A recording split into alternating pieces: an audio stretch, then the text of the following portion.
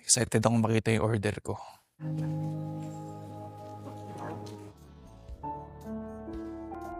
Perkenalkan, wanita ini bernama Melissa. Ia adalah wanita kupu-kupu malam yang kala itu sedang cosplay menjadi seorang suster untuk memenuhi hasrat pelanggannya. Bersama seorang temannya yang bernama Osang, Melissa menjalankan bisnis tersebut dengan berkedok jualan online. Jadi setiap hari Minggu, Melissa dan Osang akan melakukan live dan menjual barang-barang yang nantinya akan mereka kenakan saat bermesraan dengan sang pembeli. Setelah itu, di hari kerjanya, Melissa dan Osang akan mengantar barang tersebut ke tempat pembeli dan melayani hasrat mereka sesuai request. Sampai detik ini, bisnis dua wanita itu bisa dibilang laris manis. Apabila dilihat lebih dalam, Melissa dan Osang ini seperti layaknya orang-orang di luar sana yang mengharapkan kehidupan yang layak. Namun mereka mengambil jalan pintas dengan menjual aset paling pribadi mereka ke halayak umum.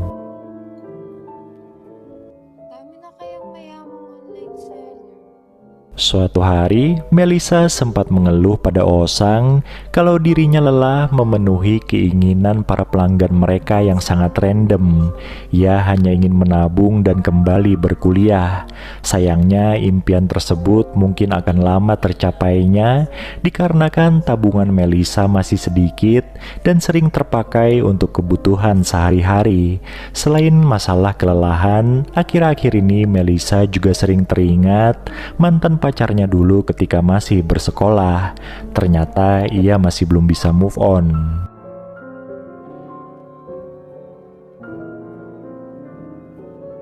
Di suatu hari Minggu, ketika Melissa dan Osang sedang live berjualan, ada seorang pria misterius yang memantau siaran tersebut. Ternyata ia adalah Alvin, mantan pacar Melissa ketika sekolah dulu. Selesai berjualan, Melissa dan Osang pun mengobrol, dan kebetulan mereka sedang membahas tentang Alvin. Ternyata Alvin dan Melissa ini masih saling mencintai, namun mereka terpaksa putus karena masalah materi. Kata Melissa, Alvin tidak punya ambisi untuk masa depannya.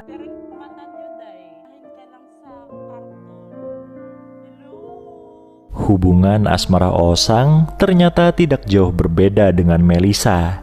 Ia juga mempunyai seorang pria yang mencintai dan dicintainya, namun hubungan mereka terhalang restu keluarga pria itu.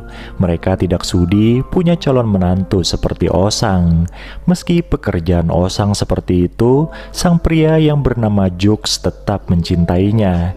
Jux bilang kalau sekarang ia sudah bekerja sehingga mampu memperjuangkan Osang. Lambat laun Osang pun luluh dan mau diajak bermesraan oleh Jux.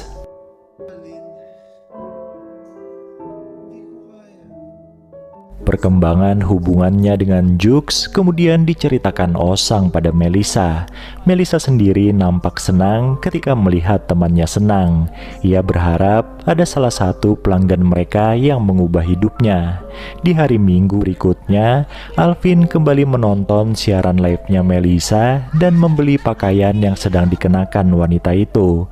Otomatis keesokan harinya Melissa akan datang kepadanya untuk mengantarkan pesanan sekaligus melayani hasratnya.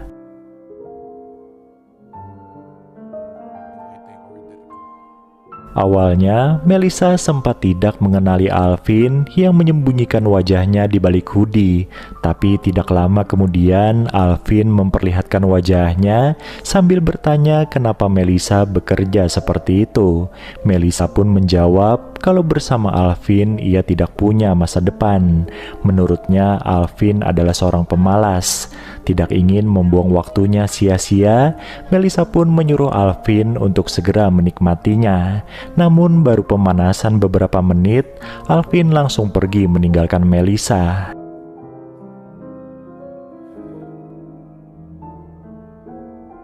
Sepulangnya ke rumah, Melisa merenung dan teringat kemesraannya dengan Alvin dulu.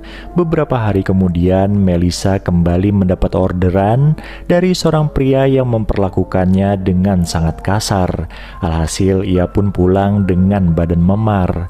Melihat kondisi temannya seperti itu, Osang pun berkata kalau minggu depan adalah terakhir kalinya mereka berjualan. Kebetulan Jux juga sudah memintanya untuk tinggal bersama. Melisa pun setuju.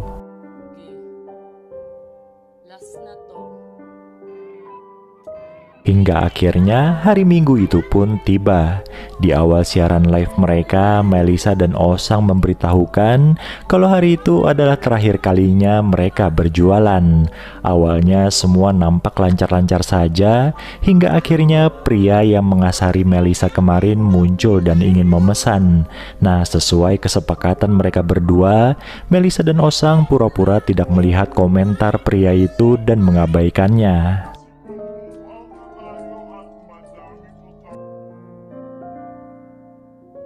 Tidak terima dirinya diperlakukan seperti itu, pria bernama Rens itu pun muncul di hadapan Melisa keesokan harinya. Di sana Melisa berdalih kalau ia dan Osang lagi banyak pesanan. Sayangnya Rens tetap tidak terima dan menyeret Melisa masuk ke dalam mobilnya. Beruntung saat itu ada Alvin yang kebetulan ingin menemui Melisa.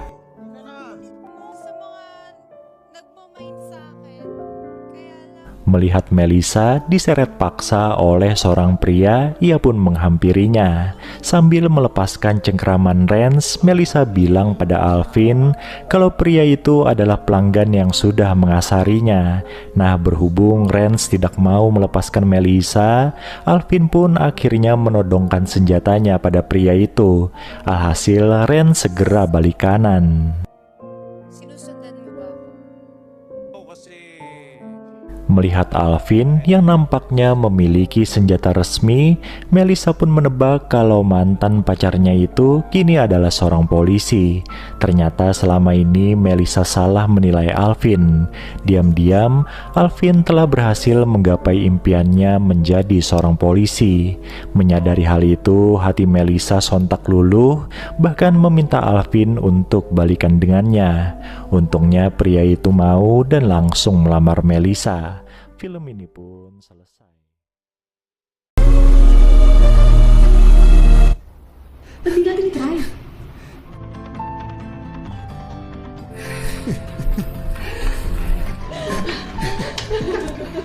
Tangina mo. Ha? Ginagawa ko naman lahat. Nagpatingin na nga ako sa doktor, di ba? Ayoko naman itong problema na to eh. Naghiwalay na lang tayo. Please bear with me. Maawa ka sa akin. Film ini akan berfokus pada pasangan suami istri bernama Dino dan Gina. Mereka sudah menikah selama 1 tahun dan belum memiliki buah hati.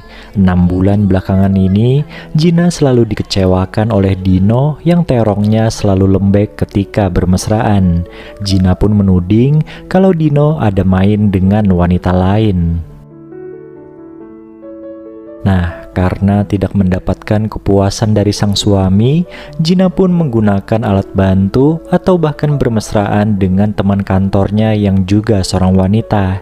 Dengan senang hati, wanita bernama Kiki itu melayani hasrat Gina yang merupakan atasannya. Suatu hari lewat saran seorang teman, Dino pergi ke psikolog untuk berkonsultasi tentang masalahnya. Psikolog yang ditemui Dino itu bernama Dr. Chris. Di sesi konseling, Dino bercerita tentang kehidupannya bersama Gina yang nampak baik-baik saja bahkan cenderung romantis. Namun ketika Dr. Chris mengulik lebih dalam lagi, akhirnya diketahui kalau Dino juga memiliki ketertarikan pada pria. Berhubung Dino sangat mencintai Gina, Dr. Chris pun memberikan sebuah buku yang berisi variasi gaya bermesraan pada pria itu. Sialnya, meskipun sudah mengaplikasikan isi buku tersebut dengan antusias, terong Dino tetap saja lembek di hadapan Gina. Gina yang frustasi akhirnya mengutarakan keinginannya untuk berpisah. Sementara itu dengan tangis sesenggukan, Dino meminta sang istri untuk mengasihaninya dan bersabar. Gina pun akhirnya luluh dan meminta maaf atas ketidakpekaannya. Meskipun pernah bermesraan dengan Kiki, Gina tidak pernah tertarik pada wanita itu. Baginya Kiki hanyalah pelampiasan hasratnya saja. Nah, bagi Kiki sendiri, meskipun dirinya sudah memiliki pacar yang juga seorang wanita, ia juga menyimpan rasa pada Gina. Berhubung solusi dari Dr. Chris tempo hari gagal, Dino pun kembali berkonsultasi pada psikolog itu. Kali ini mereka janji bertemu di apartemennya Dr. Chris. Dr. Chris yang kala itu baru selesai mandi menemui Dino dengan kondisi seadanya. Melihat pemandangan itu, Dino pun jadi bergejolak dan akhirnya memutuskan untuk bergegas pulang. Pada Dr. Chris, Dino beralasan ada urusan penting. Supaya bisa menangani masalah Dino secara maksimal, suatu hari Dr. Chris menyarankan pada Dino untuk membawa istrinya ketika berkonsultasi. Dino pun setuju dan ternyata Gina mengenal Dr. Chris yang pernah menjadi narasumber di kantornya. Tanpa Dino ketahui, Gina ternyata pernah bermesraan dengan Dr. Chris. Namun peristiwa itu hanya terjadi satu kali karena Gina bilang sudah menikah dan sangat mencintai suaminya.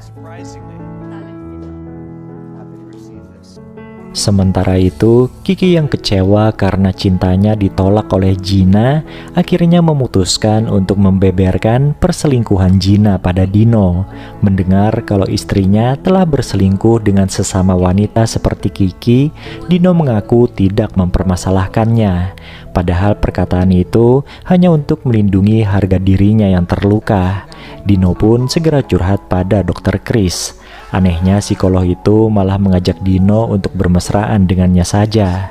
Suaminya Gina itu pun menurut. Karena Dino kala itu pulang larut malam, Gina pun menegurnya. Tapi tanpa disangka oleh Gina, suaminya itu malah balik memarahinya dan mengungkapkan kalau dirinya tahu Gina telah berselingkuh.